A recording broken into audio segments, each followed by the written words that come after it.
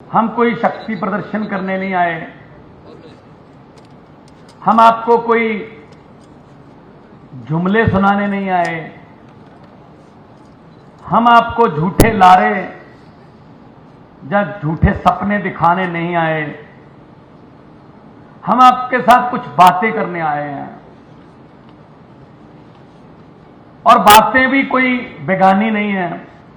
बातें भी वही हैं जो आप अपने घर में चूल्हे के पास बैठकर करते हो, जो बस अड्डे के पास बैठकर करते हो, जो चाय की दुकान पर खड़े होकर करते हो, जो समोसे की रेडी के पास खड़े होकर करते हो कि यार देश का क्या बनेगा, मेरे परिवार का क्या होगा, क्या भविष्य है मेरे परिवार का। ये बातें करने आए हम। रोजगार सबसे बड़ी बीमारी हमारे देश में। युवाओं को रोजगार नहीं मिलता, वो विदेशों की तरफ भाग रहे हैं। किसी भी तरीके से जाना पड़े वो जा रहे हैं। उनका कसूर नहीं है इसमें। उनको अगर यहीं पे डिग्री के मुताबिक काम मिले तो नहीं जाएंगे। बेगाने मुल्क, बेगानी धरती, बेगानी बोली, बेगाना मौसम, वहां जाके सेट होना कोई खाला जी का बाड़ा नहीं है। बहुत मुश्किल बात। और माता पिता, बहन भाई, भूआ फुफ्फा वो सब यहीं पे हैं। शरीर चले जाते हैं, उनका मन नहीं जाता। कभी भी मौका मिलता है, दिवाली, दशहरा, कभी भी कोई त्योहार आता है तो वापस आते हैं 5 दिन के लिए, 10 दिन के लिए, 15 दिन के लिए। इसके लिए जिम्मेदार कौन है? इसके लिए जिम्मेदार हैं अब तक जिनको हमने शासन दिया। हमने उनके पक्ष में बहुत बार वोट किया, लेकिन उन्होंने हमारे पक्ष में कभी वोट नहीं दिया। उन्होंने हमारे पक्ष में कभी कानून नहीं बनाया। उन्होंने हमारे स्कूलों का पैसा खाया। उन्होंने गलियां, नालियां, उनका पैसा खाया। उन्होंने सड़कों का पैसा खाया, पढ़ाई का पैसा खाया। तो हमारा यह हाल है।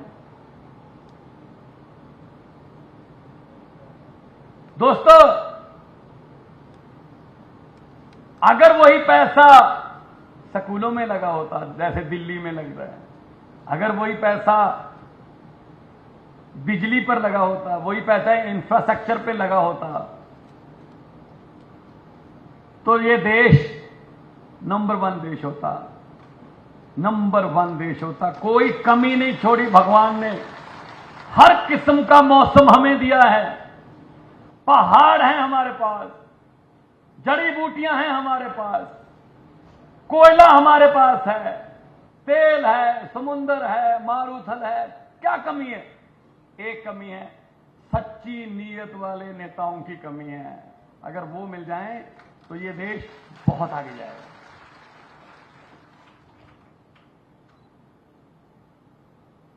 क्योंकि वो कोई भारत का एक मंत्री, सड़कों का मंत्री कहीं कनाडा गया, वहां के सड़कों के मंत्री से मिला, उसके घर गया, बहुत अच्छा शानदार घर, बहुत अच्छी गाड़ी। तो मंत्री जी ने पूछा हमारे वाले ने कि यार आपके यहां तो करप्शन भी नहीं है, फिर ये कहां से? उसने कहा छत पे आ जा।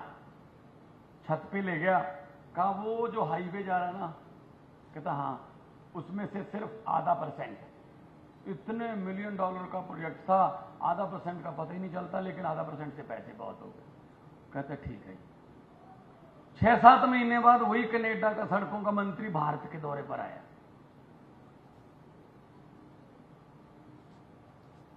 तो वही मंत्री हमारे वाला मिला, उससे भी महंगी गाड़ी, उससे भी बड़ा घर। तो कनाडा वाले ने पूछा यार 6 महीने पहले तो मेरे पास आए थे, तो मेरे से पूछ रहे थे कैसे होता है ये, मेरे से भी ज्यादा बड़ा घर, गाड़ी। ये कैसे हो गया? तो अपने वाले ने भी वही कहा कि छत पे आ जा। छत पे ले जाके बोला वो जो हाईवे जा रहा है ना उसकी वजह से है। तो कनाडा वाले ने कहा कहाँ जा रहा है? कहता बस अगर ये घर और गाड़ी ना बनती जहां से जाना था। पूरा ही खा गया, हाईवे ही खा गया। इसकी वजह से हम पीछे हैं। बस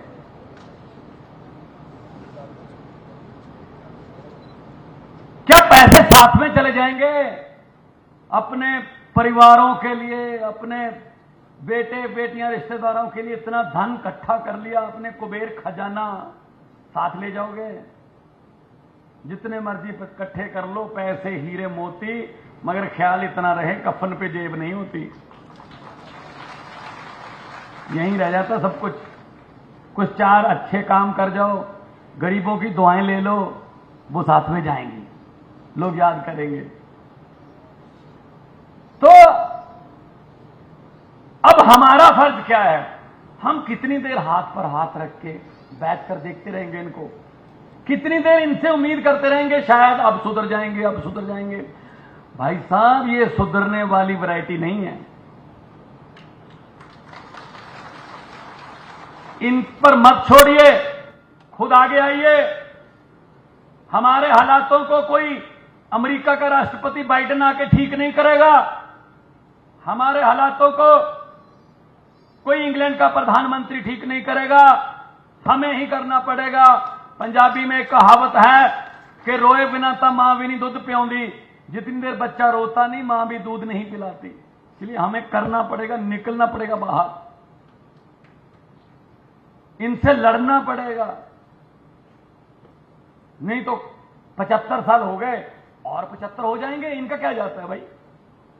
हमारी 3 पीढ़ियां खा गए, 3 और खा जाएंगे, इनका क्या जाता है? ये बात करने के लिए आपके पास आए। 75 साल हो गए, उसमें से लगभग 60 के आसपास, 60 साल के आसपास कांग्रेस ने राज किया है। कांग्रेस ने राज किया 60 साल के आसपास। 75 में से 60 साल राज करके अभी भी प्रोग्राम कर रहे हैं भारत जोड़ो। अरे 60 साल में नहीं जुड़ा, अब कैसे जोड़ोगे?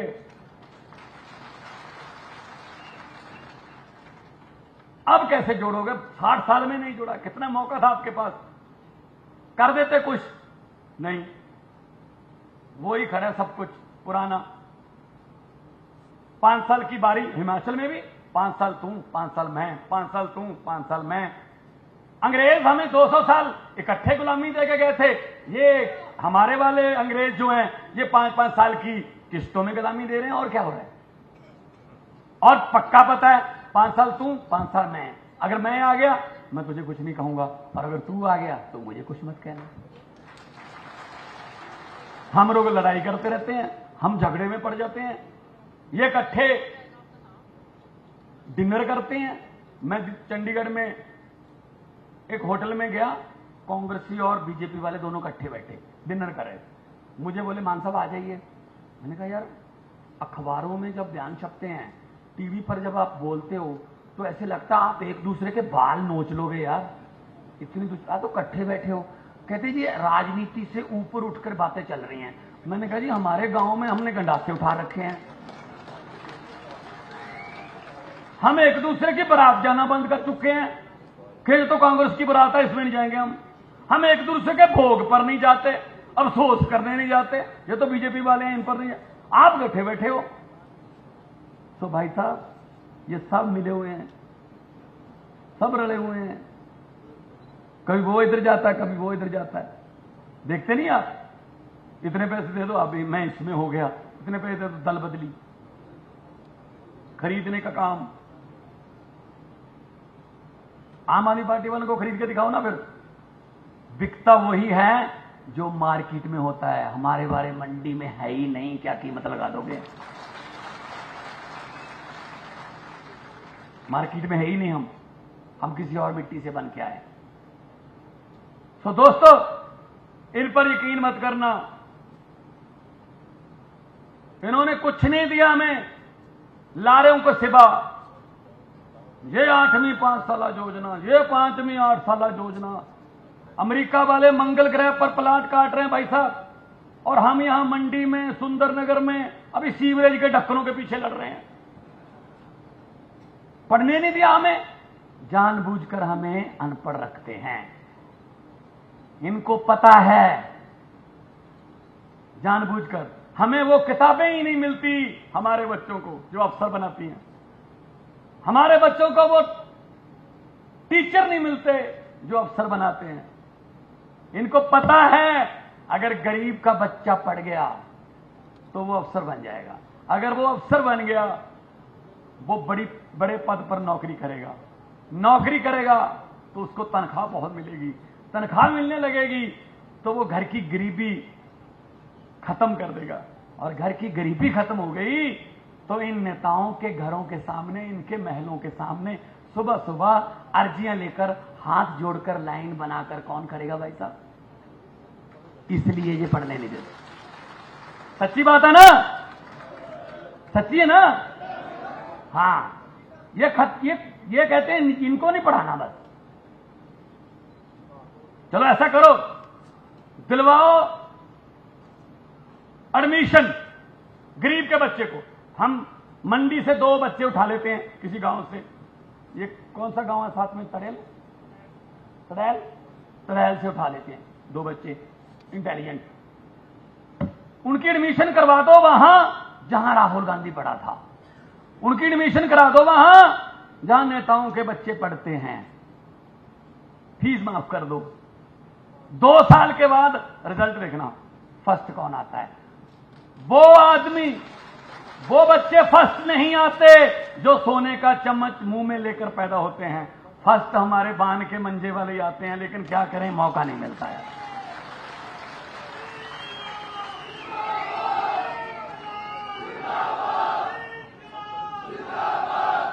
हम ही फंस जाते हैं, लेकिन क्या करें, मौका ही नहीं मिलता, पढ़ने नहीं देते। तो इसलिए मैं कह रहा हूं, आपको पता है पंजाब में 5.5 महीने हो गए सरकार बने हुए। सबसे पहले हमने चेक किया कि पंजाब में जो भी विधायक बनता है उसकी 85,000 रुपए के आसपास सैलरी है।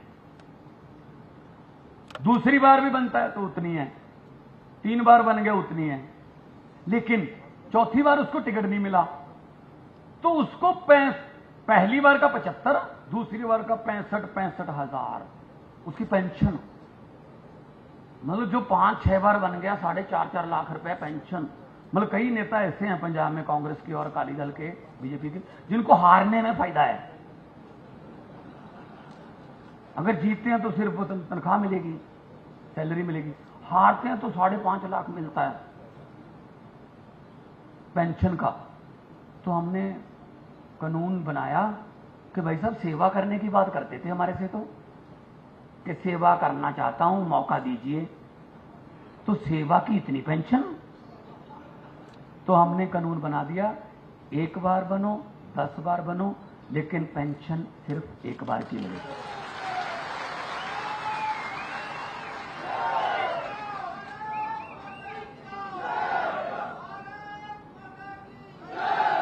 क्यों? उस देश में जहां नौजवान एमएससी करके, पीएचडी करके 6-7 हजार रुपए महीने पे काम करने को तैयार है, वहां पे आप लाखों रुपए पेंशन ले रहे हो। उस देश में जहां एक पीएन की पोस्ट निकलती है, 4.5 लाख नौजवान एमएससी, एमएड, बीटेक, एमटेक पढ़ाई की हुए उसके लिए अप्लाई कर देते हैं कि यही मिल जाए नौकरी कर लेंगे चपरासी की। तो वहां पे आप पेंशन लेते हो। तो ये तो भाई बंद करना पड़ेगा। हमने तो बंद कर दिया पंजाब में। हाँ।